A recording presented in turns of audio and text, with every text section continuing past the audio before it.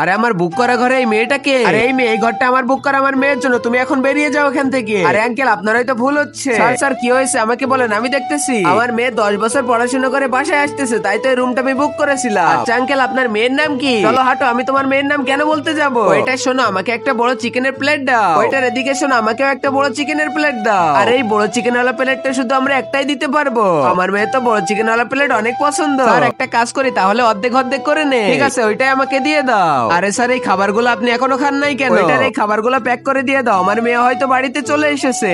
আচ্ছা আপনার ক্ষুধা লাগে নাই নাকি? ক্ষুধা তো অনেক লেগেছে কিন্তু খাইতে পারবো না। আরে মেয়ে তুমি তো দেখতেছো অনেক ভালো, তোমাকে তো আমার মেয়ের মতো দেখা যাচ্ছে। এই না ওই ফুলটা তোমার জন্য। আচ্ছা আপনার মেয়েকে তো আপনি অনেক মিস করেন, আপনার মেয়েকে তো একটু ফোন করলে হয়। দাঁড়াও তাহলে আমি এখনই ফোন করতেছি। আরে আমার বাবার কল চলে এসেছে। হ্যালো বাবা। আরে এই মেয়েটাই তাহলে আমার আসল মেয়ে। বন্ধুরা আমার বাবা তো আমার সামনেই ছিল কিন্তু আমি তো চিনতেই পারি না। বাবা এবার তো তোমাকে ছেড়ে আমি কোথাও যাব না। আর আগে মহান আল্লাহকে তুমি ভালোবাসলে লাইক এন্ড সাবস্ক্রাইব করে দাও। আর পার্ট 2 দেখতে চাইলে অবশ্যই কমেন্টে পার্ট 2 লিখো।